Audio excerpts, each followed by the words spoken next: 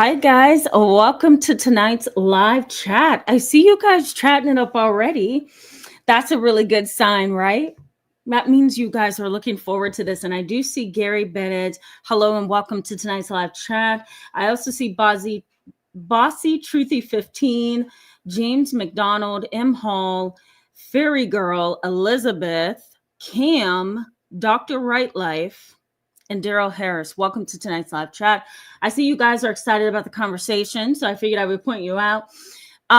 Everything looks good on my end, so I'm going to go ahead and jump in. Let's talk about this very complicated topic, guys, because I think we all have had some kind of experience with a criminal mindset, even if we don't have, criminals, so to speak, within our families. And even if we do, I think we still encounter them on a daily basis. We also encounter criminal-like minds, meaning there may not be a legal sanction that they have had to serve in the past. They may have never been arrested.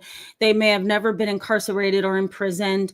They may have never been on probation. But the reality is that they are still criminal-like in their heart, in their mind, and in their soul. And the things that they do is destabilizing. And it might be destabilizing to you within your family. It might be destabilizing to you within your job environment. If you have a coworker like this, if you have a friend or a neighbor like this, it's destabilizing. So I'm going to highlight in tonight's live chat all the different ways that they can destabilize us. And I say us because I'm just as human, and I want to throw myself in there as well. And then we're going to talk about what's happening with these kind of criminal minds, regardless of if they've ever been incarcerated or in prison before or on probation. What is going on with this person? This is where we're going to tease apart. What's going on with this person, and how are they able to do this with a conscience? Part of that is because they don't have a conscience. So I'm going to tease that apart as well for you. Research suggests that there's a lot of neurological pieces to this puzzle. There's a lot of toxic family dynamics to a person with a criminal mind. And I'm also going to point out at the end of the chat tonight, what is wrong with this person? What's happening here? And what are some of the ways that they behave, so that you can identify this kind of person within your life, or at least be validated, because I'm sure you've had this experience of living a life with or being a part of somebody that just has a very criminalistic mind. Before I jump into some of the meat of this, let me just briefly give you guys a little bit of insight into my own education, just very briefly, so you can understand where I'm coming from. So I went to college and I majored in psychology, graduated within 3 years, went to graduate school and started to study not only criminology, but also counseling psychology. I've always loved the subject of criminology and forensic psychology. So I ended up graduating with a degree from both angles: counseling psychology and forensic psychology. I did a lot of lab work at some pieces, bits and pieces of my college education. I did study the criminal mind and how the law intersects with psychology in graduate school. So I've always been very interested in the law and criminology. And here's a new term, I'm dropping it for you: the criminogenic family. The criminogenic family. And that's really a family where one person is a criminal or has a criminal mind. And over time, the family becomes criminal or very antisocial when it comes to rules and regulations, boundaries, respect to the outside world. A criminogenic family. There's one person, which may be dad, who has a long history of criminal involvement, has a very complicated criminal mind in the way that he behaves and the way that he treats other people, and maybe the way that he treats his family. But then dad also brings a son into this world who becomes the same way. And then maybe he brings a daughter into this world and the daughter becomes the same way. And maybe because dad is like that and the children are like that, now the wife is also doing it, but in a very different way. So we call that the criminogenic family. So you can say that in my history as a psychotherapist, I've studied the criminogenic family and I love it. So that's part of the reason why we're doing this tonight. Let me highlight something that's really important for you to keep in mind as we go along. We all have what's called risk and protective factors. Risk factors are all those different things in our lives that can make it really difficult for us to have a healthy life. If you think of the ACEs questionnaire, where there's a lot of questions about child development, upbringing, parent-child relationships, so we can determine what kind of trauma are you experiencing. Think of risk factors in that way.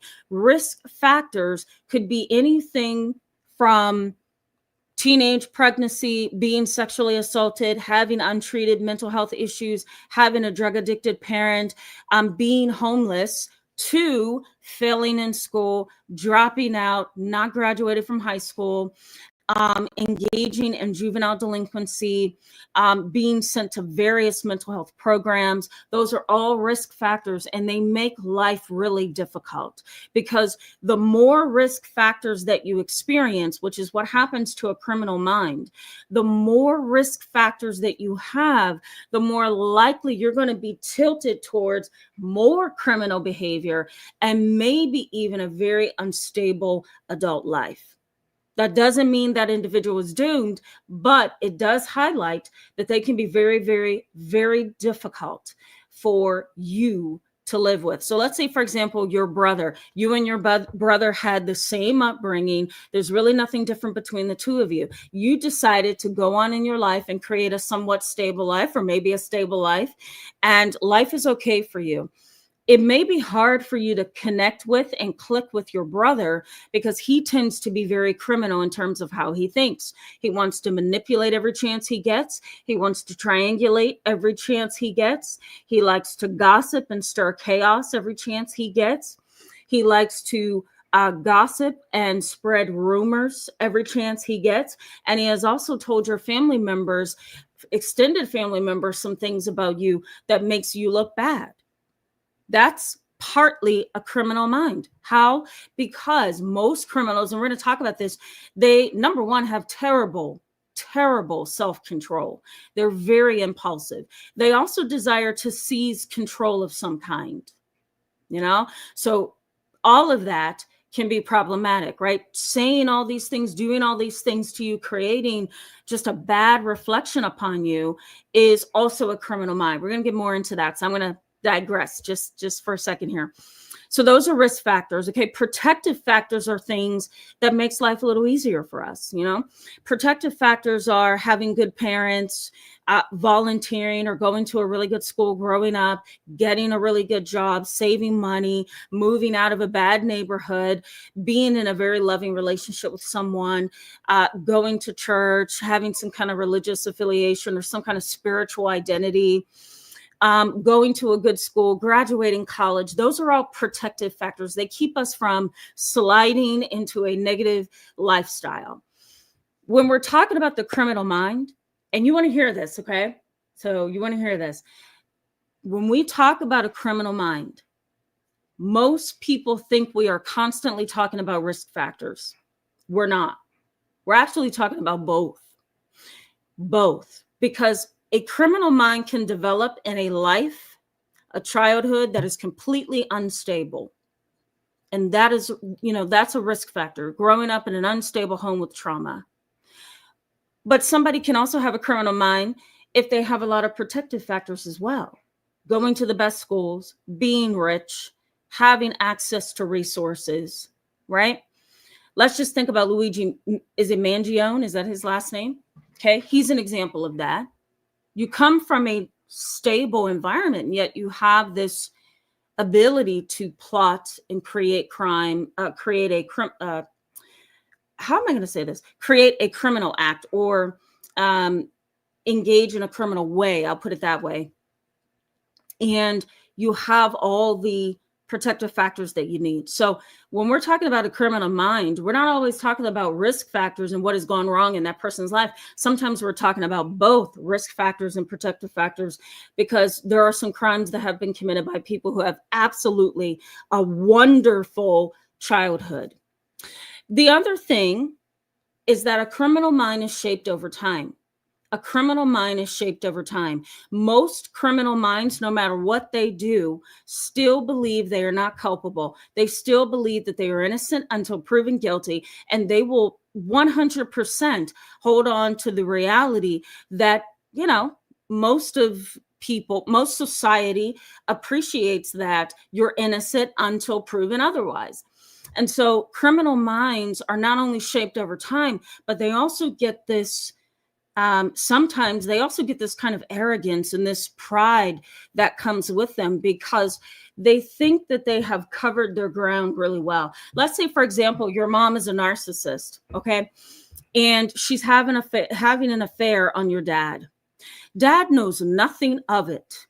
So what does she do? For the next 3 years of your life, your narcissistic self-entitled, self-centered, that's the word I'm looking for, self-centered, cold-hearted mother continues to have an affair for the next 3 years of your life. She continues to do it until you catch her. You catch her coming from somebody's home. You also see text messages on her phone. But instead of her taking responsibility, what does she do? She says, I wasn't there at that time. I don't know what you saw. Oh, I was talking to my coworker. We joke with each other. We flirt with each other, but it's just a joke. We call that an inability to balance accountability. An inability to balance accountability. I can't look at this and say, I'm responsible here. So let's say you go to dad, you tell dad, mom's having an affair on you. She's been talking to this man for 3 years. She goes to his house every other night for dinner. I found receipts that she was at a restaurant. And dad, you have to follow up on this. She's having an affair. Dad flips. Dad goes and he tries to, meet you, I'm not going to say you, meet your mom at the house of the person that she's having an affair at. A big fight happens. Dad gets arrested. Dad now has a criminal record because he's assaulted the other guy. And so what does your narcissistic, cold-hearted, self-centered, egotistical mother do? I wish he wouldn't have acted out like this. This was so unnecessary. He shouldn't have done that. It just didn't need to get to this point. He knows better than this. He's to blame. I'm sorry you had to see your dad like this. And mom takes that opportunity to flip everything on your dad. And so there's no balancing of accountability. It's all dad's fault. Instead of your mom saying in this example, I created all of this. I created all of this. I'm the one who had the affair. I'm the one who goes to his house every other night. I'm the one who's fallen in love with him. I'm the one, instead of saying that, and instead of saying, to the child, I'm sorry you had to find this out, everything becomes dad's fault because of how he reacted. And so there's no ability to balance accountability. And most criminal minds believe that they are not culpable. Some want to be heroic, but they do it in a wrong way, sometimes they feel like that's my 15 minutes of fame. I'm going to take a drastic measure to accomplish something that most people wish they could change. Speaking of Luigi here. And I'm probably going to get so many people on my side because there's anger and resentment and, people are hurt. So I think I'm just going to take up this cause. That's a possibility. That's a possibility that he felt that way. So some criminal minds want to be heroic. They don't always go into things wanting to hurt other people. They really do sometimes try to do what is right. One last thing before I go to the chat box and see what you guys are saying, because, oh my God, I see all the comments. I also want to welcome you. So we're going to get into that. But let me give you one more thing to think about. There was a research study done on amygdalas. We're going to talk about the amygdala a little bit later when I talk about research. But there was a study done on prison inmates. And in this study, the researcher found that there is often lower activity in the brain of inmates, which means that they tend to be more impulsive, they tend to be more reactive, and they don't have the ability to process things. They really have poor amygdala functioning in volume, in size, and in functioning. There's not enough electrical activity in the amygdala, and also in the frontal lobes where executive functioning is. And this is part of the reason why they tend to be very impulsive. There's also something known as, you ready for this big word? The anterior cingulate cortex. The anterior cingulate cortex. And that's around somewhere around the amygdala. And it has a lot to do with management of behavior. It also has a lot to do with impulsivity and behavior management. So those are huge, right? The frontal lobes, the amygdala, and the anterior cingulate cortex. These are important pieces of the puzzle because let's say, for example, your dad is a sociopath. He's cold, he's callous, he's arrogant, he's rude, he's uncaring, he's egotistical, right? And maybe he's done some things to you in your life that you don't appreciate. That's been very hurtful to you. Maybe he has kicked you out of the house. Maybe he has stopped paying your mortgage because he feels like he just doesn't want to do it anymore. Maybe he has stopped giving you emergency support when you need it. Whatever the case, dad's a cold-hearted, for lack of a clinical term, jerk, right? And so in this kind of a dynamic, you may just see him as a cold, callous, egotistical jerk, but the reality is that he may have poor brain functioning, and he may also have a criminal mind. So we're going to get into that. Okay, guys? Let me go to the chat box because I see you guys chatting away. I'm going to start with Daryl Harris. Hello and welcome. I already said hello to you guys at the beginning, so I'm not going to do it again. But hello, Daryl. Glad to see you. Welcome to tonight's live chat. I see the excitement. James McDonald, I'm going to read your comment here because I skipped it earlier. James says, hi, Tamara, and all looking forward to this one. The environment I was brought up in produced a few hardened criminals. Yeah. So I can most certainly resonate with this much needed discussion. That's so good to know. So good to know. Glad to hear that. We're going to talk more about it. I hope a light bulb goes off, James, for you. M. Hall, hello and welcome. Glad to see you. Says this should be a good one. I could lecture on this topic from firsthand experience. Yes, absolutely. I have firsthand experience because of a very, very distant cousin. And I remember hearing stories, and I found some news reports when I was back in college, but I also can relate to this based on clients that I have seen in the past. You guys know, and I've told you this in the past, I used to work in a residential treatment facility for juvenile delinquents. And I also used to counsel young men who were diagnosed with antisocial personality disorder. So you're going to get a little bit of my knowledge of the justice system in this conversation. Gary Bennett, I already said hello to you and welcome. Gary Bennett, says criminals are just evil, especially when they steal from the elderly, disabled, and the poor in their own neighborhood. I very much agree with that. We're going to get to that. Dr. Right Life, hello and welcome, says the criminal thinks of self as valid by breaking rules and messes up, or is victimized by being caught, not because of what they do. They choose to think and act as they do, and not because of causes. Yeah, absolutely. I agree with that. You're gonna learn as we go along, because we're gonna jump back in with a focus on how they think. So you're gonna learn just kind of like a bite-size overview of why they believe the way they do. And here's what's scary about them, and I think a lot of you know this, that criminal minds often do not necessarily think what they are doing is criminal. And that is why they are capable of carrying out an act of violence, because they don't see it as criminal. They see it as a heroic thing. I'm doing what somebody else should have done a long time ago. I'm getting my needs met, right? So I'm robbing from the elderly, and I'm manipulating, so I'm getting my needs met. The other piece of this can sometimes also be, I enjoy the thrill of being in a criminal environment, of being around other inmates who think and behave like me. And I also get mental and emotional stimulation from being chased by the police, and constantly being in confinement. Believe it or not, there are some self-injurious individuals who find that criminal life is where they get their energy. Can you imagine that? But that's because they have a different build when it comes to their brain. And we're going to learn more about that as we go along. Shay, hello. So nice to see you again as well. Hello and welcome. Hope you're doing well. Phoenix, hello. Welcome. So glad to see you. Jamal Knuckles, Courtney Frazier in Orlando, as well as Laura Fitt. Hello to all of you. I'm so glad to see you tonight. Welcome. Tammy Nicely and Ellie Wen. Hello and welcome. Little Dark Stars T. Welcome to tonight's live chat. I have never seen you on here before, so I welcome you. Hopefully this chat will be helpful. Cheyenne Morgan, hello and welcome. She says, my father taught me how to steal from the store. I would have never had a criminal record if it was not for him. That's criminal, right?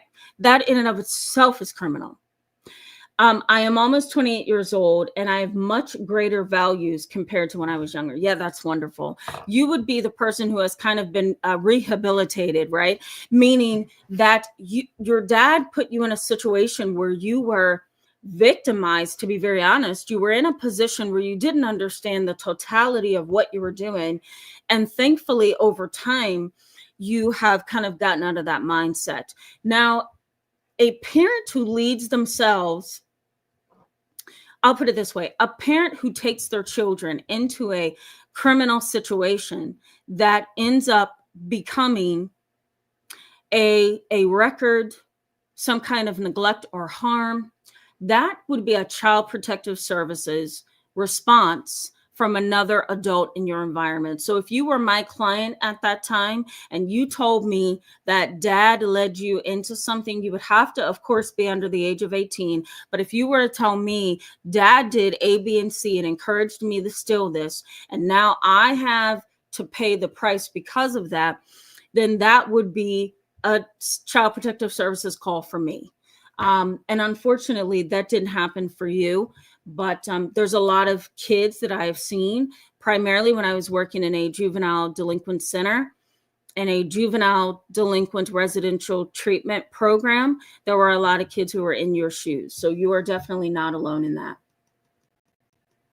It was such a mess to walk through those units as a beginning therapist. I was like 24, 25, walking through those units, looking at those boys. I counseled all boys, by the way, and looking at them, talking to them, experiencing daily life with them, because I used to walk the unit and just watch interactions and observe. It was heartbreaking because some of them were not in there because of their own doing. Some of these boys were in there because dad had him hold the drugs when he received them, or mom told him to get out and sexually violate the girl that she didn't like in the neighborhood. That was actually a real case. Or because dad and mom took him on a drug deal. Now he's in a treatment facility and he's got to be there for 2 years, so it's very painful and very sad. Ellie Wynn, yes, forensic psychology is my absolute core. I love it. I love it. M. Hall says criminogenic family is a lineage. Yes, it is. Criminogenic family starts with one family member and it continues throughout the lifespan or continues throughout generations. We don't want to call it intergenerational trauma because intergenerational trauma is separate from criminogenic family. A criminogenic family is a family who kind of functions in an environment where there's crime. And so dad does a crime, mom does a crime, the siblings they do crimes as well. And they kind of all come together. Sometimes they brag. Sometimes they seem happy that they've been able to steal and deceive and cheat and lie. Other times they try to act like they don't know what's going on, these kind of families. And then, there may be a rare situation where the mother is okay, but her husband's a criminal and the children, So criminogenic family is not intergenerational trauma, just so I'm clarifying, but it's a lineage of family members and individuals who engage in criminal acts. I'm going to talk about why in just a little bit here. Oh God, I hit the wrong button. Jamila Jabril, hello. Welcome. Glad to see you. Elizabeth, glad to see you as well. Welcome to tonight's live chat. Elizabeth says, I just don't understand why live starts after you started to speaking. Is it only me? Oh, the live chat. I don't know, Elizabeth. I have no idea. I don't know. I'll go back and see what you're talking about once I'm done with this live chat tonight. But Elizabeth goes on and says, when crimes committed against me, what I observed is entitled. Yeah, a lot of times there are criminals who are entitled. Here's why. They have a poorly functioning brain to begin with. You know, they can't have empathy. You know, for if we're looking at a brain, bear with me, guys. I want to give you a visual here. If we're looking at a brain, okay, the frontal lobes are here behind the forehead, behind and below the forehead, the frontal lobes. We have the parietal lobes, which are on the top of our brain. And that has a lot to do with sensory stimulation, physical touch, hearing, all kind of sensory mechanisms, right? Feeling someone touching you or rubbing on your skin, the parietal lobes. In the back, we have the occipital lobes. And that's really what has a lot to do with our vision, okay? But the most important piece of this puzzle is the temporal lobes, and it's literally behind your temples. And the temporal lobes has something known as theory of mind, or we can just say empathy. Empathy, theory of mind, whatever you want to call it. It's, of course, you guys know this, the ability to put yourself in somebody else's shoes. When you have a very poorly functioning temporal lobe, you have an inability to empathize. And so without a properly functioning brain, it's really easy to think that you are everything the world needs, that you are able to commit that crime and get away with it, and you should get away with it, that nobody should come against you because nobody's perfect, that, I did this because I felt I needed to. There's a variety of excuses. When you sit a criminal mind down and you start talking to them, you can really see that they have a very entitled, self-centered disposition. And some are very arrogant for the simple fact that the police couldn't catch them right away, that they got away with the crime for as long as they have. It's really interesting to see inside the mind of a criminal. But to your point, Elizabeth, there is entitlement, 100%. Not with all criminals, but with most, for sure. God is love. Hello and welcome to tonight's live chat. Always glad to see you as well. Orlando says, talking about my family. Yeah, I get you. Wireless Sunday, Dominga Barboza. Hello and welcome. Glad to see you back tonight. I love to see you guys repeat and come back. Liv K. Razy. Glad to see you both. Hello and welcome. James McDonald says unresolved childhood trauma and addiction is a huge factor in creating career criminals. Yes, it is. Addiction, childhood trauma, child sexual abuse, risk factors like not going to the best schools, dropping out of school, becoming a juvenile delinquent, and you ready for this? Untreated ADHD. Okay, that probably has shook someone. Someone's probably like, did you just say ADHD? Yes, I did. So consider it this way. Attention deficit hyperactivity disorder. If it's diagnosed at a young age, so we're talking 4, 5, 6, 7, and 8, we can definitely jump on that, treat it, heal it, right? And what I mean by heal it in quotation marks is we can gain some control over it. ADHD that's not treated in a young person can sometimes lead to oppositional defiant disorder.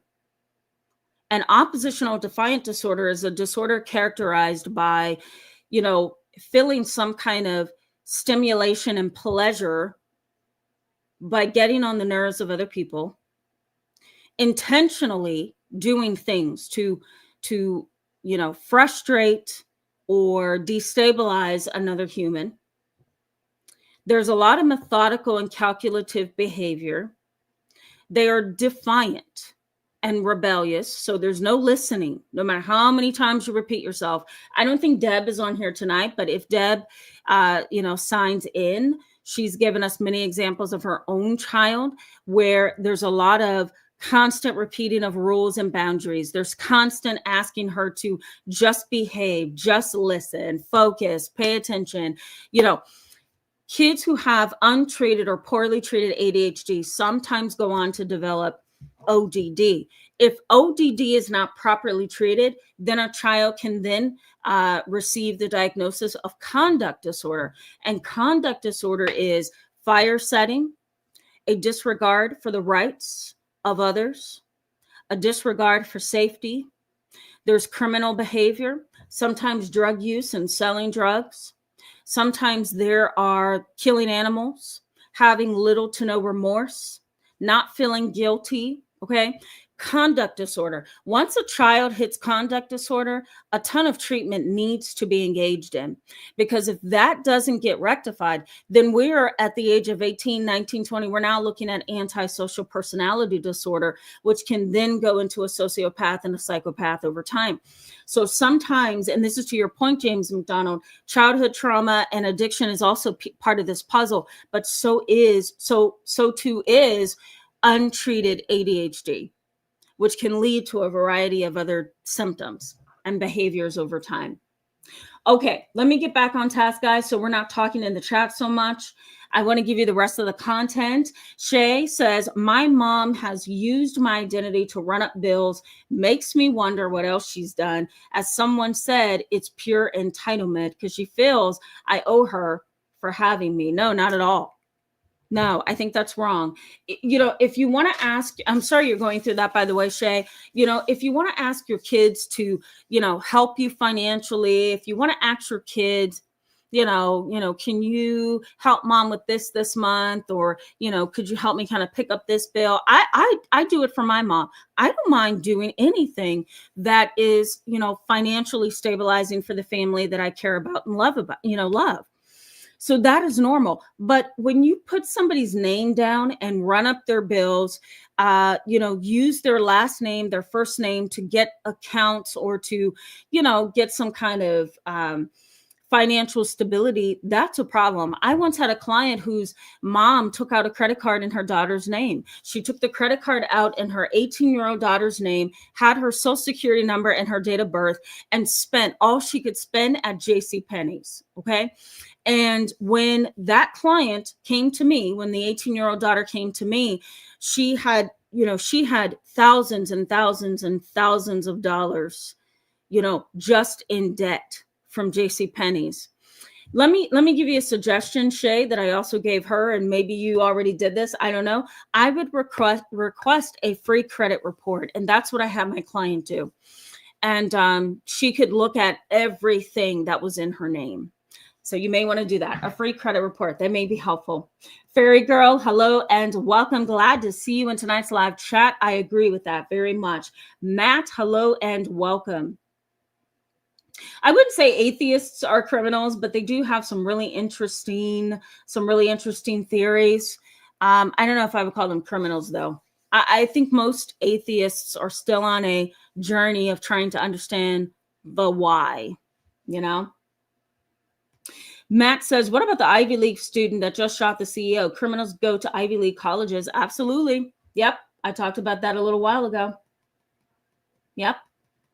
All right, guys, hang in there. I'm just going to answer a few more. Reed, hello and welcome. Thank you so much for that. Thank you. I really appreciate that. Ash Shakar Whitaker, I probably messed that up. Hello. Welcome. Glad to see you in tonight's live chat. Mark Taylor, I haven't seen you in a little bit. So hello and welcome. Glad to see you as well. All right. I just need 2 more people, and then I'm going to go ahead and get back into the content. Copa, hello. Thank you so much for that. That's so kind. Welcome to tonight's live chat. Copa says... Oh, I did read it right. Okay. I thought I reread that. Thank you so much for that compliment. I love that. Thank you. That's so sweet. Thank you. Okay, one last one. Girl Mom, hello and welcome. Glad to see you in tonight's live chat. Girl Mom says, our family members are fake to even believe nonsense and not step in or be real. Mess of people, I think. Yeah, I'm sorry you have to go through that. I do. I feel very sorry, because who in the world wants to believe? Let's get back into the content. Who wants to believe that they have family members that are criminal minded, right? Entitled, insecure, the list goes on. It's a horrible thing to finally come to grips with, right? What's going on with these people? What is wrong? We already kind of talked a little bit about it, but I'm just going to bring it up very briefly. Research in psychology suggests, and I've seen this in my clinical practice as well, the biggest issue is poor brain functioning. We just talked about the temporal lobes and theory of mind. We talked about the parietal lobes, the frontal lobes. We also talked about, what was the other part of the brain? The amygdala. But let me highlight something. There is a man in history, and I don't have my phone down here with me, so I won't be able to pull it up. I'm going to put his information in the description box for you, but his name is Phineas Gage. And Phineas Gage, for those of you who don't know, he is a man that worked on, I believe he worked on railroad tracks, and he did a lot of work with the electrical components of the train.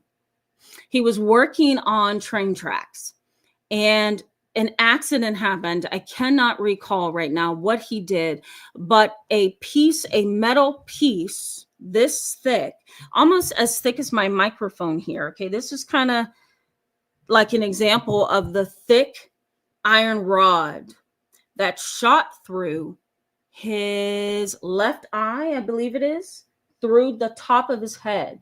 Okay, the worst thing you ever want to see. But if you Google Phineas Gage, you're going to come up with that. Okay, you might want to look at a picture just to see the damage. What happened is he had a lot of extensive damage to the frontal lobes. And of course, the frontal lobe is partly responsible for personality, partly responsible for decision making, executive control, so impulse control, having a long attention span. Whenever something happens traumatic to the frontal lobes, you're going to see a change in personality. Which happened to Phineas Gage. He became a cursor, if you will. He did not use profanity, and he was a mild-mannered man, according to the studies that have been done on Phineas Gage. And he changed. Why? Because the frontal lobes has a responsibility to kind of mold and shape personality. And so this rod disrupted his personality. So he would use profanity every 2 seconds. He was irate, mean, he couldn't really remember much. So there was different parts of his memory that was taken from him. He could maintain playing the piano, but he could not remember other pieces of his life. So he had spotty memory. And he seemed very verbally impulsive. Whatever he thought came out of his mouth. Whatever he felt came out of his mouth. And so if we're talking about a criminal mind, we have to keep in mind that there is something going on with the frontal lobes. Executive functioning is very, very poor. And if personality, decision-making, attention span, and impulsivity has, it originates in the frontal lobes, then that explains half of the reasons for why criminals are like they are. They don't like to balance accountability. They don't like to say, okay, this is my fault. Accountability is always either non-existent or it's 50%. It's never correctly balanced. Part of that is because of the brain. The other piece of criminal thinking minds is that they desire to seize control at all times. And that could mean I'm going to take control of how other people see me. I'm going to make sure that they always see the best part of me. I'm going to take from an elderly woman in the community who believes that I'm a nice person. I want control in my world. And so the only way that I can gain control in my world is to behave in a criminal way, because now I can do whatever I want to do. I don't have to follow the rules of society. I can get away with crime as long as I feel like I can, as long as I'm not, found. And I decide to do this. I decide, to behave this way. So there's this desire for control over their lives. You may also see a desire to emerge in a superior position. They want to be superior. I think it was Elizabeth that said there's a lot of entitlement there. And a lot of criminals, according to research and the ones that I've seen and I've counseled in the past, they want to emerge in a superior fashion. That's how they survive. The other piece of this is you may see delay and defense tactics with these kind of individuals. If your brother, for example, has a criminal mind and he feels that the world owes him something because he was born into it, he's probably arrogant. He's probably narcissistic in a lot of ways, and you probably don't trust him. But in addition to that, he's got some very sneaky behaviors. He uses silence to control you.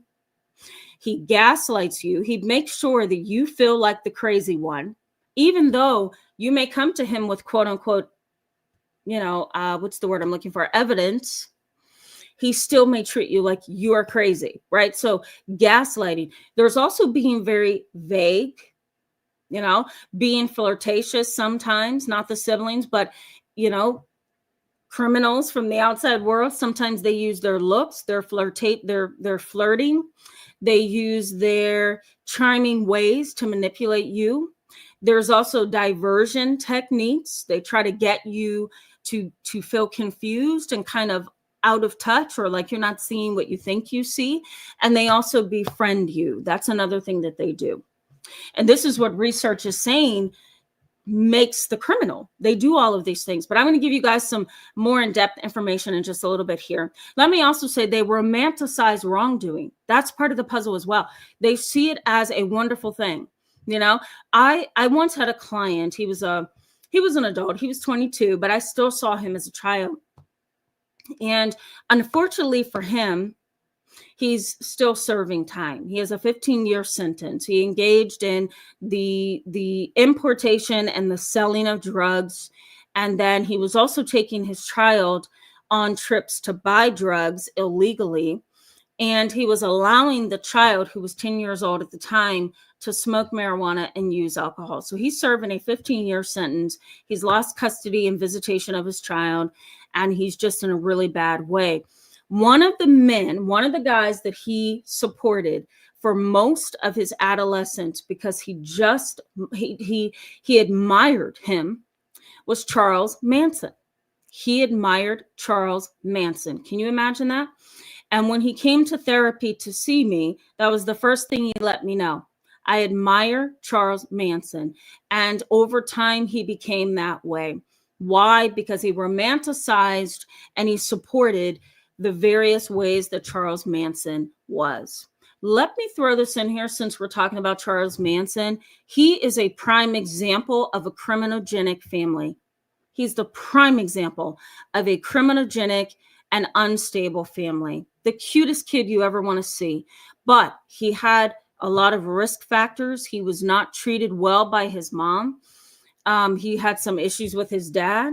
And over time, he became this sociopathic, antisocial, angry, resentful individual who had a lot of charm, and a lot of women thought he was attractive. Scary, it's scary, right? I was going to say scarily, but I don't think that's a word. But in a scary sense, a lot of women liked him. It's hard to wrap your mind around, but they thought he was attractive. He was the cutest kid, I have to admit. He was a very cute kid, but his family line did not help his development over time. So he's a prime example of a criminogenic family and a criminal mindset. There's also poor reasoning and poor reality testing. We're going to throw Luigi in there as well.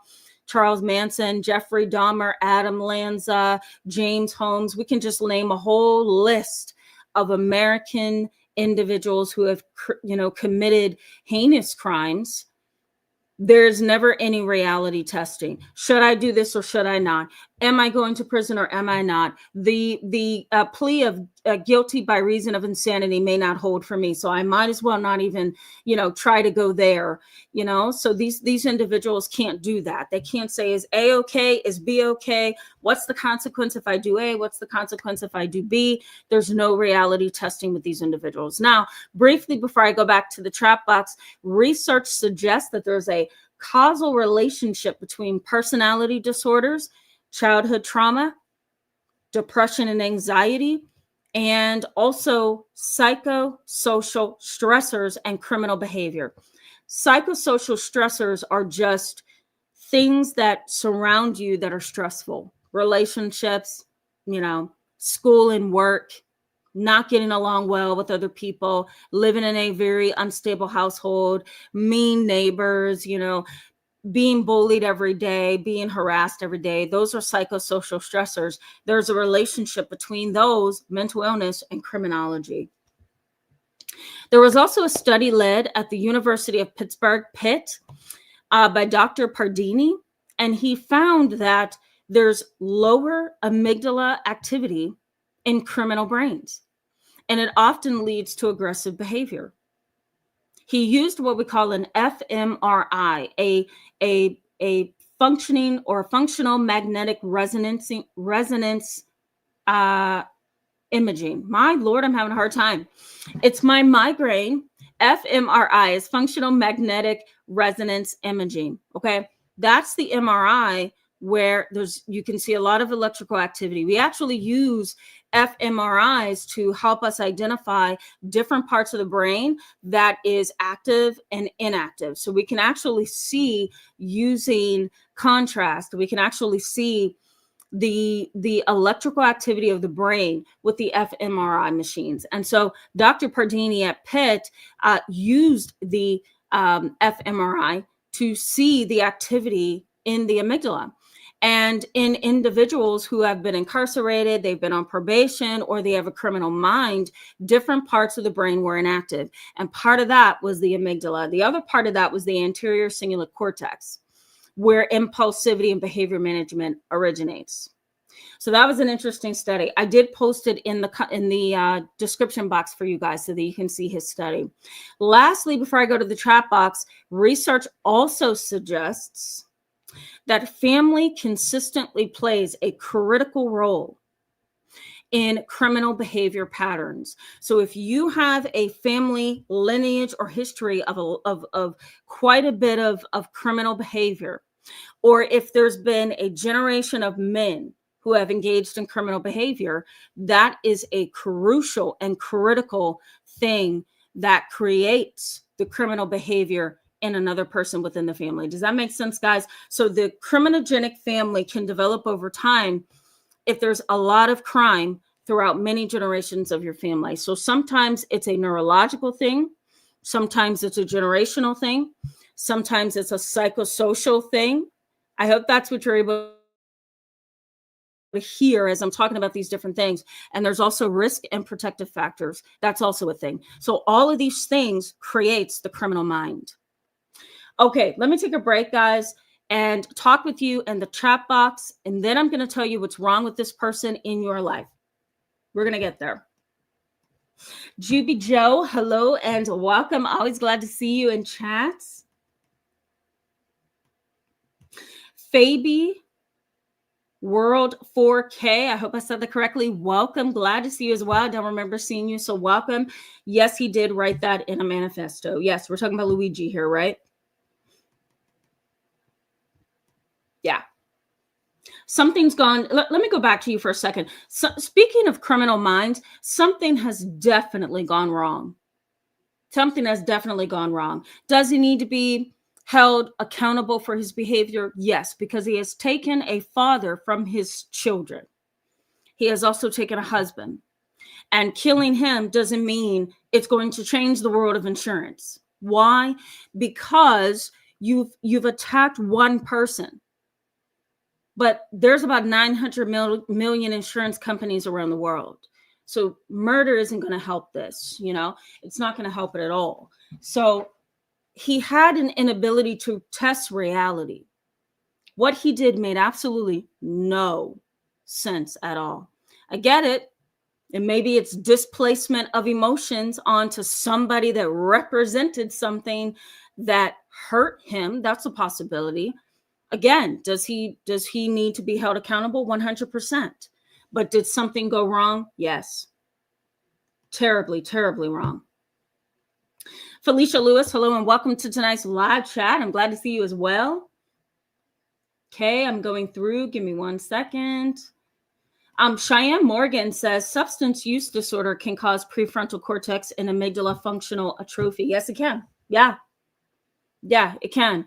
There's a lot of research behind how the brain functions when you are, when somebody is doing repeated drugs, even marijuana. I know a lot of people are like, marijuana, it's been legalized, it's okay. No, the brain still responds to marijuana in a negative way. You're putting something into your body that is now changing the chemicals and the activity within your brain and within your body. And so just like if you were to take Haldol, just if you were, in need of taking Lamictal,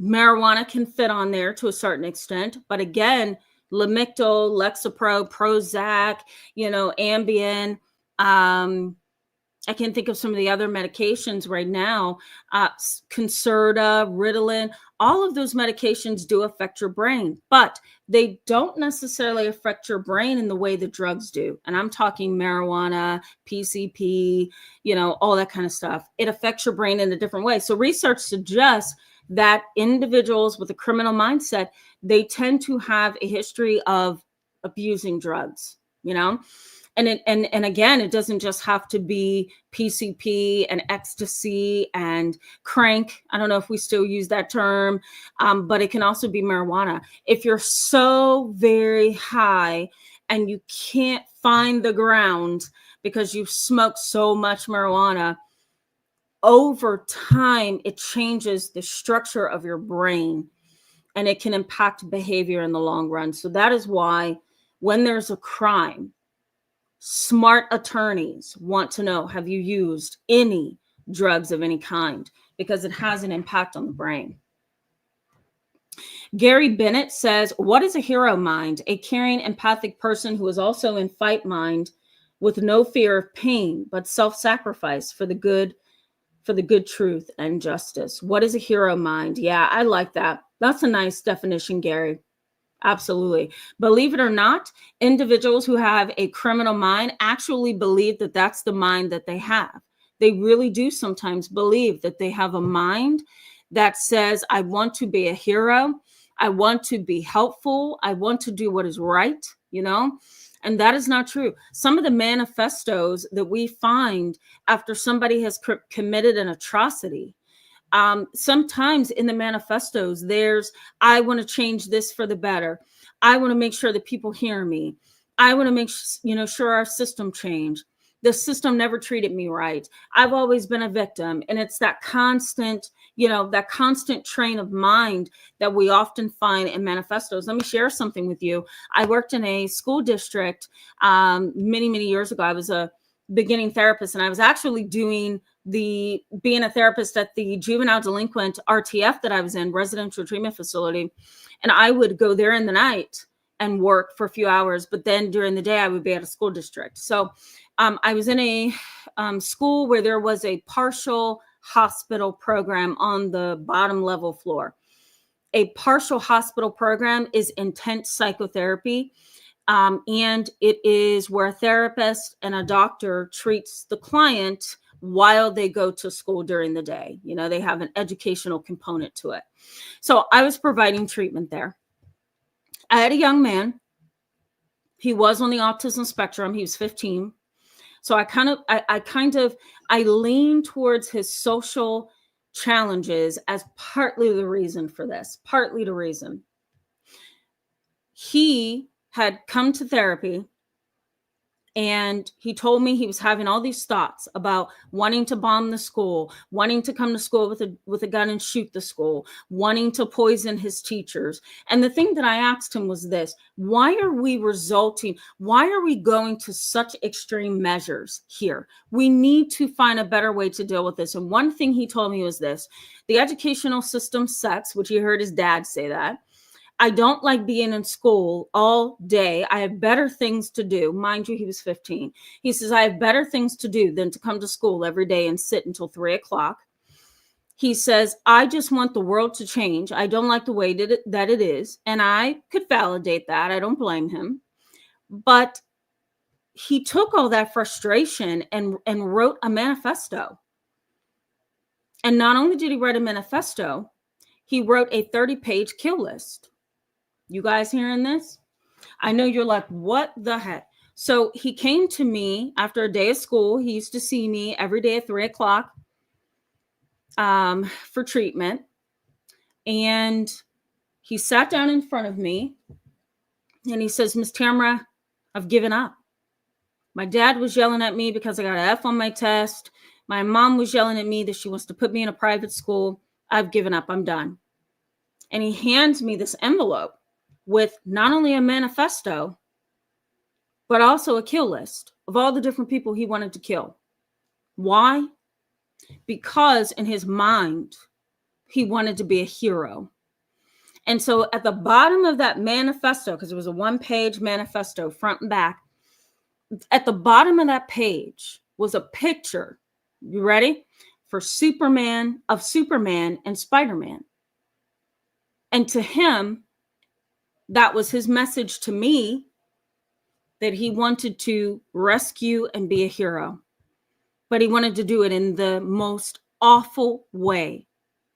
And so that young man was hospitalized. I had to hospitalize him because he had access to weapons. But my point, to your point, Gary, is that sometimes the criminal mind desires to be a hero, but they're not being a hero. They're actually causing more pain than being a hero. But that's the way that their skewed perception of reality is. Okay, let me keep going. M. Hall, then we're going to get back into the content because we're going to wrap up here in just a little bit. M. Hall says, T, how does the reticular activating system work with criminality? Well, that's a good question. The reticular activating system is basically this system that we can find within the brain stem. And it really has a lot to do with our automatic processes of the brain, right? So, breathing and oxygen level and blood pressure and all the autonomic nervous system functions, the reticular activating system. I'm not sure though, M. Hall, if there is any kind of research on that. I will say that because the reticular activating system has a lot to do with the automatic processes of the body and the brain, I will say that maybe in some way it connects to fight or flight, and it most certainly can. Fight or flight is usually triggered by a stressful situation, feeling endangered, feeling threatened, feeling afraid, even running away from a crime that you've committed. Some criminals that I've had conversations with, those who are behind bars, or those who are in delinquency centers, they say, my heart rate was so high, I felt like I was going to pass out when I was running from the police. So the reticular activating system probably has something to do with fight or flight. But I'm going to do my research, M. Hall. I'm going to do my research, because I don't know if there's any, if there's any specific research studies about the RAS. I don't know. We'll see. Fairy Girl, I'm going to put your comment up on the screen so people can see it. Juby Joe says, I bet the inmates were allowed cats in their care. Or who were allowed cats in their care. showed an immense behavior and attitude change. Believe it or not, GB Joe, and I'm kind of glad you brought this up. Believe it or not, some individuals who find themselves with a criminal mindset, they just don't know how to function in society without committing crimes and being criminal, for lack of a clinical term. Sometimes they can be the nicest people behind bars, and sometimes they are redeemed. You know how people go into, prisons. My now deceased grandfather used to do that. He would take Bibles to prison, places where individuals have been imprisoned and incarcerated. I also had a colleague who would do the same thing. And I got a chance at one point in my college education to go to a jail. And some of them are the nicest people. You wouldn't think that they are being charged for murder. You wouldn't think they're being charged for sexual assault, rape. It's just sometimes it's hard to see how they're so criminal and then so kind at the same time, Orlando says parental alienation should be a criminal offense. It's mental abuse and physical abuse of the targeted parent and child. 100%. I'm so glad you said that, Orlando. And let me also just kind of piggyback off that and say it should not only be a legal offense or a criminal offense, it should also be child abuse, because what that parent is doing is poisoning that child against the other parent. And that can not only destabilize the parent-child relationship, but it can also destabilize the child in and of itself, It should be child abuse. Shay says, that's wild. Yep. Okay. Mr. Frederick and Adila, hello and welcome to the both of you. Glad to see you tonight. We're going to get back into the content in 1 second. James McDonald says, the criminal lifestyle is a revolving door for some. They become institutionalized and used to the comfort of not paying bills and having free meals on a daily basis. Well, that is very true, isn't it? Let me say, when deinstitutionalization happened, and I can't remember, for those of you who are Google pros, maybe you can Google it. I don't remember. I know in California, deinstitutionalization happened where mental health patients who did criminal things were then released to the society, to the public, released into society at one point. Not all criminal clients or not all criminal patients, and not all patients. It was like half and half, right? Patients who committed crimes and patients who had mental illness, they were all kind of like pushed out of the hospital system, the mental health system, and they were told to just go ahead and find help or go ahead and live your life. And sadly, our jails, this is what I'm trying to get to, our jails are now mental health institutions for those who really shouldn't be there, And so sometimes that's why there's a revolving door of the criminal justice system. Mainly, it's because some of these people have unresolved mental health and drug abuse and alcohol abuse problems, and it's not being properly treated. There are also a reduction in psychologists and psychotherapists and other mental health providers to go into the jail system, to go into the juvenile delinquent centers and provide counseling. So a lot of times, to your point, James McDonald, we're dealing with a revolving door of the criminal system. Why? Because we don't have the appropriate assessments, evaluations, and mental health care that's needed to help somebody who is engaging in criminal behavior. I hope that makes sense. We're so bent on separating the two fields of crime and psychology that we're missing that those two things go together so well. We need to have both of those things, the law and psychology. It has to go hand in hand. Kay Razy, you're my last one before I go back to the content. Kay Razy says, how do you keep yourself emotionally and mentally safe when you're working on such sensitive cases? Oh, I so appreciate that empathy. She goes on to say, thank you for being there for the vulnerable. Oh, that's so sweet. And you're welcome. And thank you. It's actually a privilege and a pleasure to be in a position where I can help, But how do I keep myself mentally, emotionally safe? Talking to my mom, doing tons of prayer. I do read scripture all the time. Really building a bond with my clients too. I really care for my clients and I like every last one of them. And we have such a great bond. That makes the job not easier, but less emotionally draining at times. So that's helpful, but there's a variety of ways, including self-care, that I have to help myself. So thank you for asking. That's so, so sweet. Okay, let's go to what's going on with this person, right? So let's say you have a criminal-minded person within your family. What's going on here? Well, psychology research has identified a few things, and I've also identified this in my practice, which is unresolved and unconscious childhood trauma. And let me fix that. Let me go back over this again. Unconscious desires. That's what I'm trying to say. Unconscious desires and childhood trauma. This is what I have seen in my practice, and this is what psychology research has identified is the problem with a criminal mind. They may have unconscious desires, so a desire to seize control, a desire to commit a crime that's going to bring them fame and fortune, a desire to be loved, quote unquote, loved and cared for, because I can bet about $1 million that Luigi is going to get some mentally unstable woman, write him, pay for his stay there. I think they already are. Paying for defense attorneys, paying for ways to get him out of what he's done. And he may even get a letter from somebody who wants to marry him. That happened to Jeffrey Dahmer, happened to Charles Manson, and Luigi is probably going to be on that same road as well. So a lot of research on criminal minds suggests childhood trauma can also trigger a criminal mind, but so too can unconscious desires. So a desire to be loved and praised and cared for, a desire to feel like a hero. Some people may also feel like they have this need to be this, what's the word? Sacrificial lamb. That's the word I'm looking for.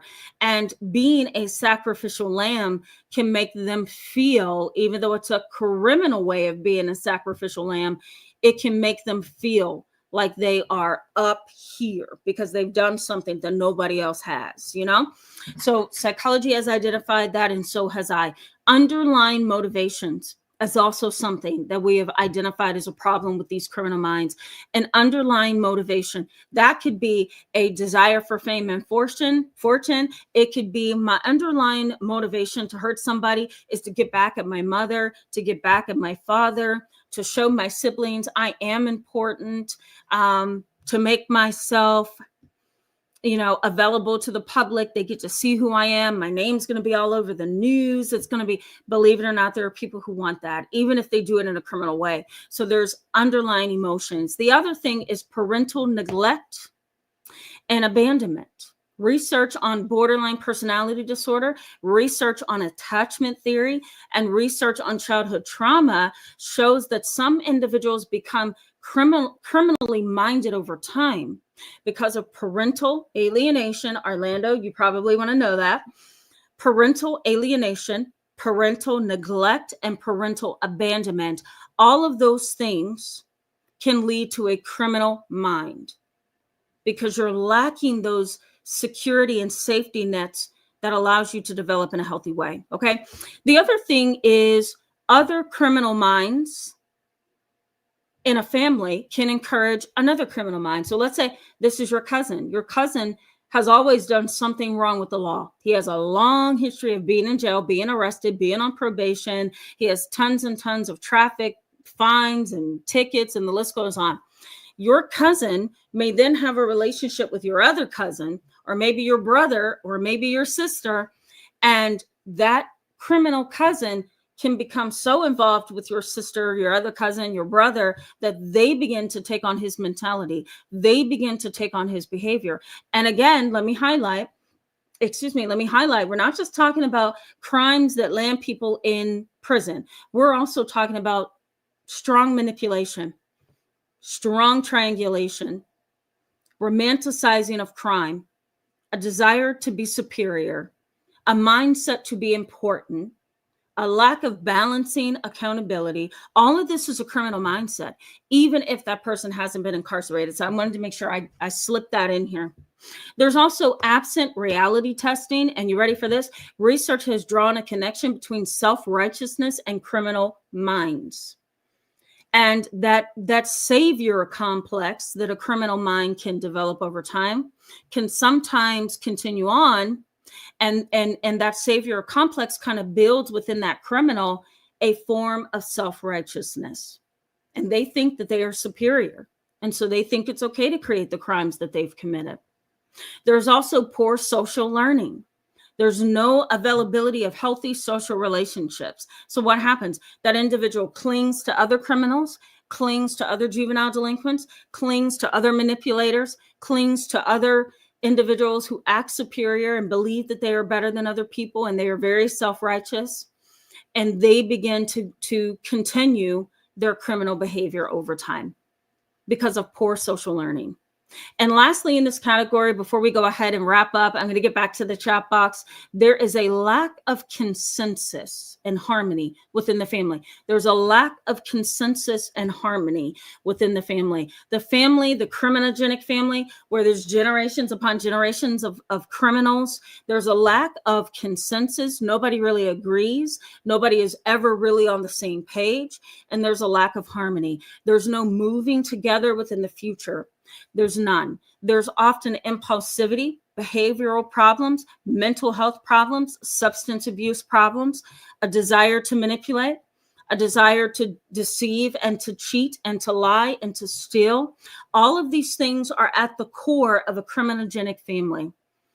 And the most important piece of this puzzle is that there is often, once again, no consensus and there's no harmony.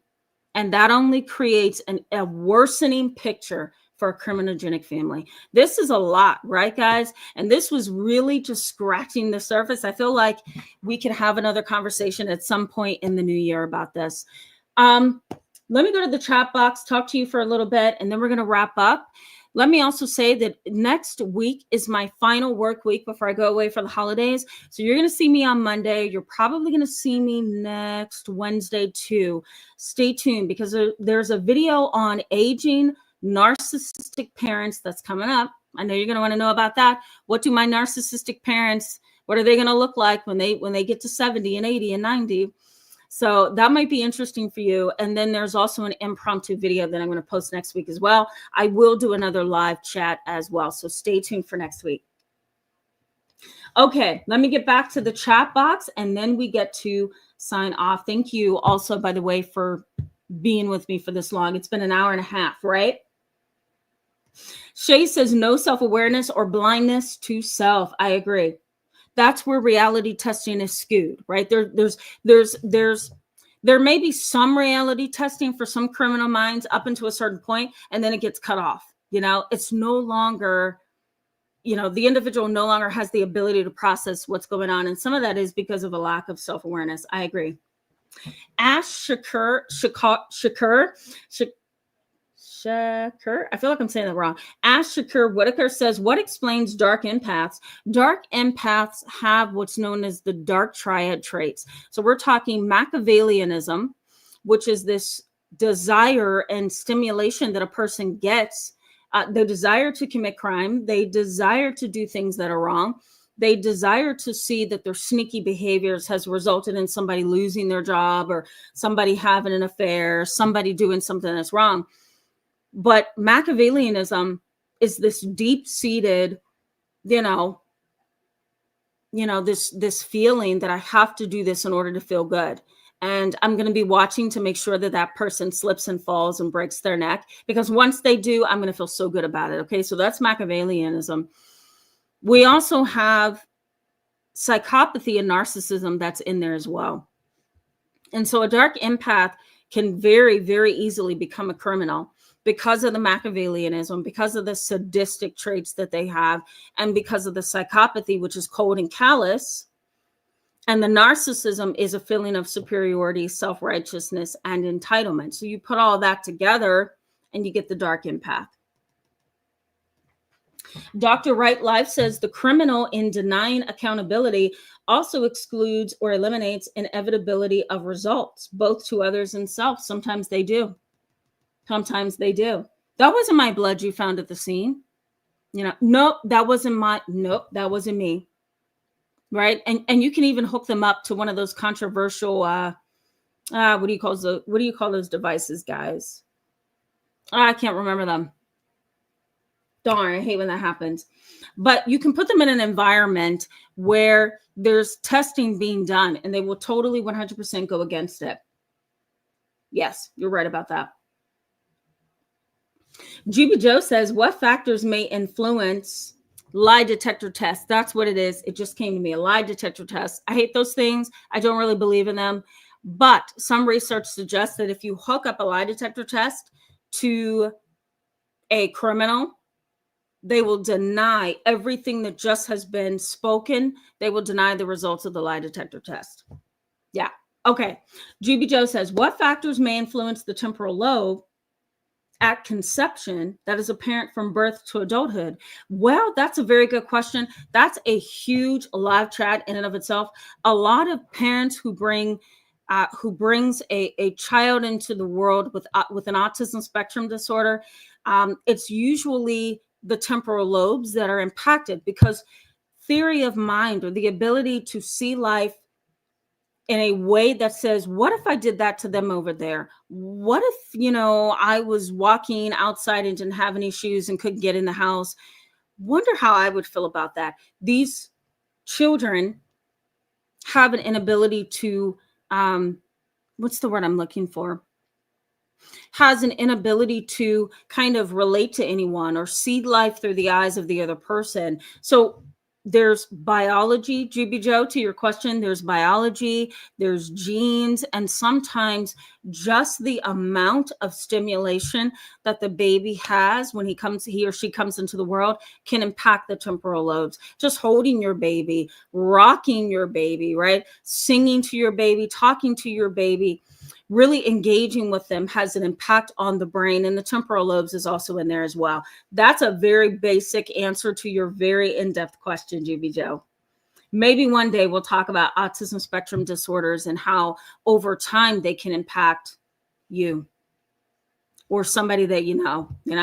Nancy R, I don't know if I said hello to you. Welcome. Glad to see you in tonight's live chat. Nancy R says, my mother enjoyed being evil. She had 4 children, 2 girls, and married a pedophile. The day he was let out of prison, in the prison lobby, my mom was a mess. Yeah. Oh my God. Nancy R, I'm so sorry. That is something that we need to empathize with you about, because when a mom does something like that, the first thing you want to know is why. What about me? You put me in the space of somebody who's been let out of jail, who has a criminal history of doing something that's terrible. It's awful. Ronald Zion, hello and welcome. I don't know if I welcomed you, so I want to welcome you. Ronald Zion says, do you think sociopathic behavior seems present with this lifestyle? Absolutely. 100%. Absolutely. When we're talking about a criminal mind, sometimes we're also talking about a sociopath, somebody who just has no ability to care for the rights and the space and the needs and desires of another person. You don't exist, Phoenix says there is a lot of secrecy in the family with these kind of family members. You're right. I'm so glad you pointed that out. Phoenix says, I feel like ADHD is a prime factor of the big picture. It can be. It can be. Yes, it can. Marjika Watson Santos, hello and welcome. Glad to see you tonight. Says, and I don't remember seeing you, so welcome to the channel. Marjika says, however, all of this could be true about a person and not necessarily mean they're a potential criminal. Absolutely. Absolutely. It doesn't necessarily fit the picture of all criminals. I'm going to put it that way. But to a certain extent, that's incorrect, because balancing accountability is often very impaired in criminals versus everyday people. The anterior cingulate cortex is often impacted in people more so who are criminal or who have jail status than in other people. Prefrontal cortex is often impacted in a way that not every human is impacted, right? We all have a prefrontal cortex, but some of us do very well with decision making and paying attention for long periods of time and being able to control our impulses. So some of this, Marjika, I hope I'm saying your name correctly, excuse me. Some of this is true, what you're saying, but the other half of that is not, because some of this is very specific to a criminal mind. Fairy Girl says survival mode since utero. Drama trauma while in the belly. Well, sometimes that's what it is too, right? And sometimes we can bring a child into this world that has experienced a lot of chaos. And over time, they become difficult, which can then lead to criminal behavior and a criminal mind over time. Okay. Allie Rose, welcome to tonight's chat. I'm not going to answer that question because I think we can definitely, if Allie Rose, I'm going to put you up here. If that's a question that is related to this topic, I'm happy to answer it. But I'm not sure I see how it's related to the topic. If you can make it related to this topic, I'm happy to answer it. Bossy Truthy 15 says, how can we go out with these kind of people around, especially criminal minded? Most of them are men. Women in this field is rare. I mean, yeah, I hear what you're saying. The majority of criminal minds, according to research on criminology, forensic psychology, forensics, does always point to the majority being male.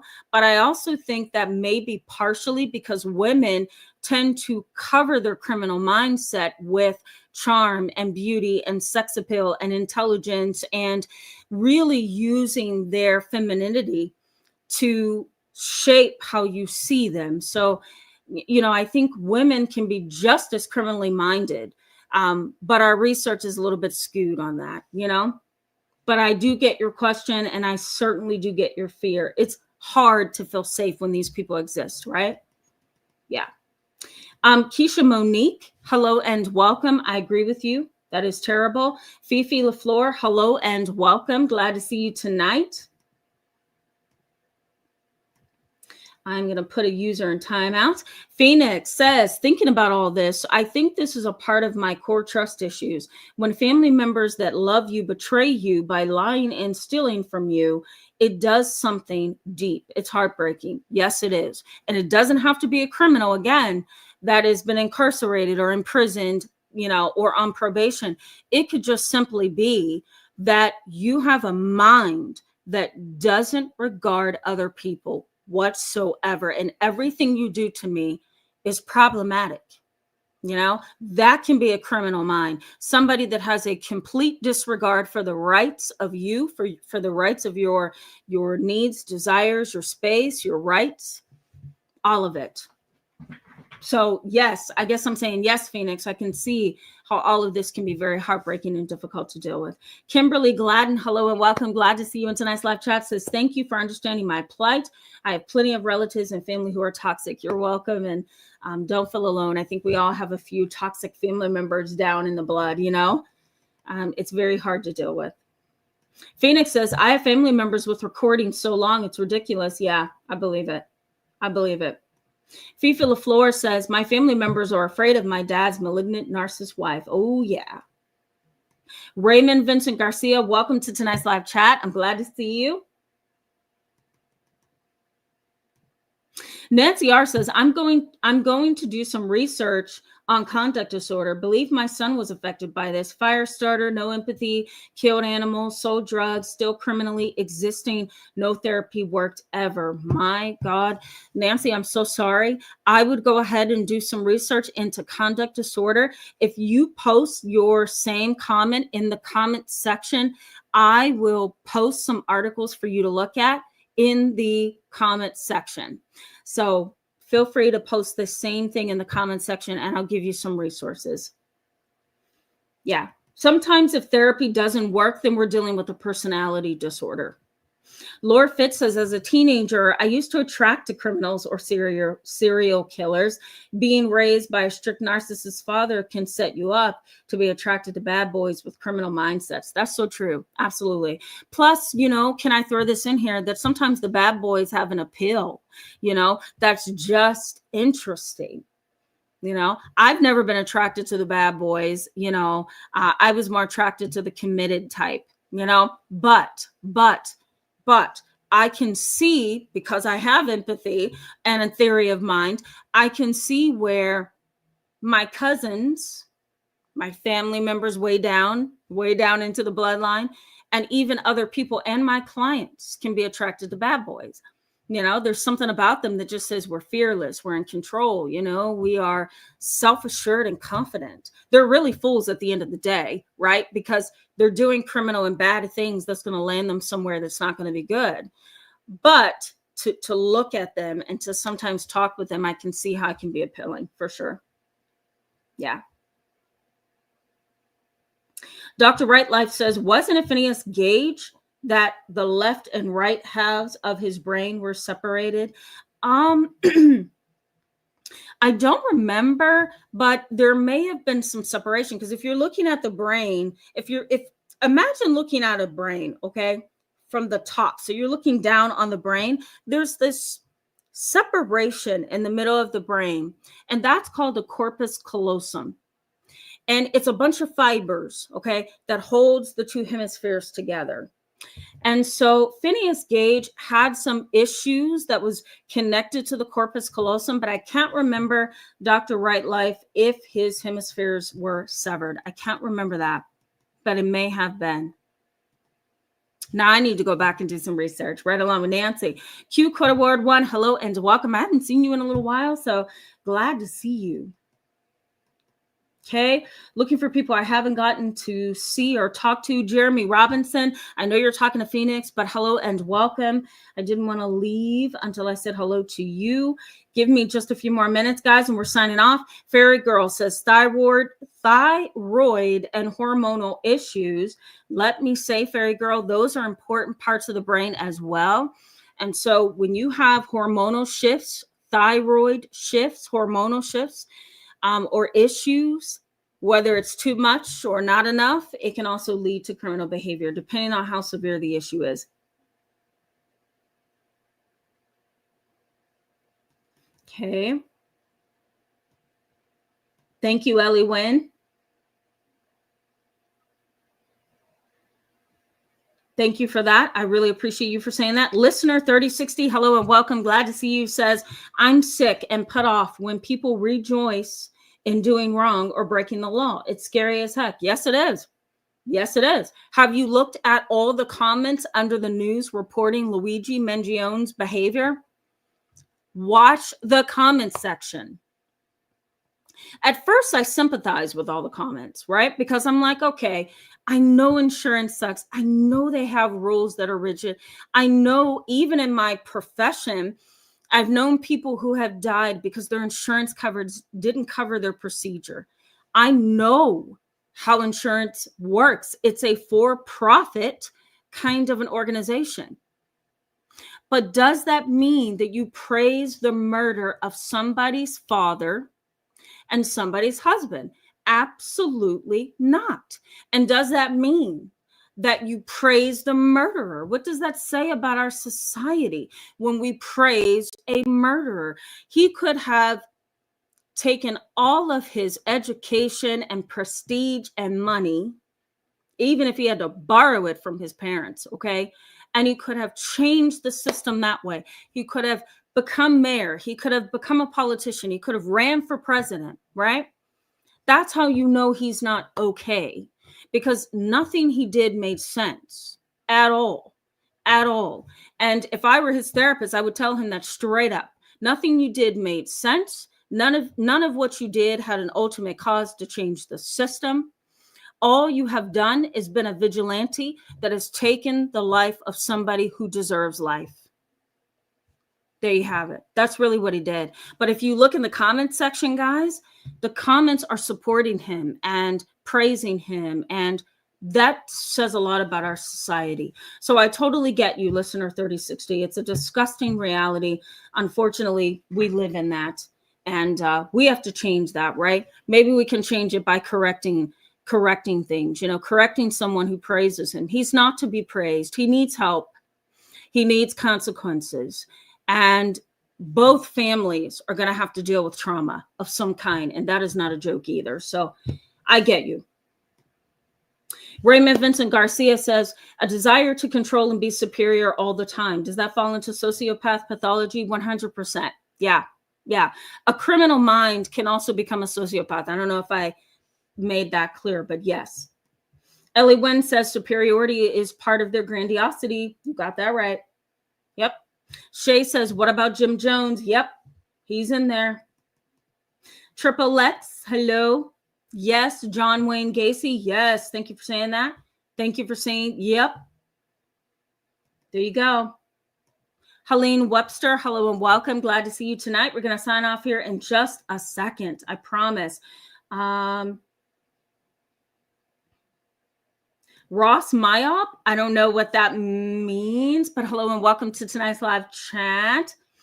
Amira Deshawn, hello from Idaho. So glad to see you every session. This is like a session, right? Every live chat.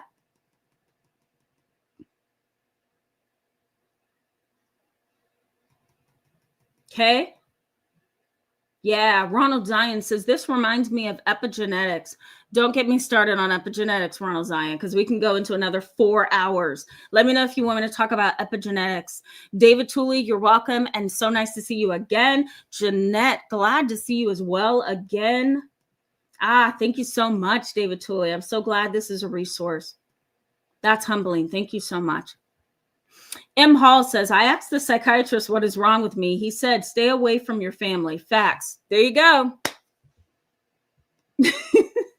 Yep. I tell my clients that too sometimes. Just say goodbye to your family. Okay. I'm sorry. I don't want to, what's the word I'm looking for? I don't want to support that theory.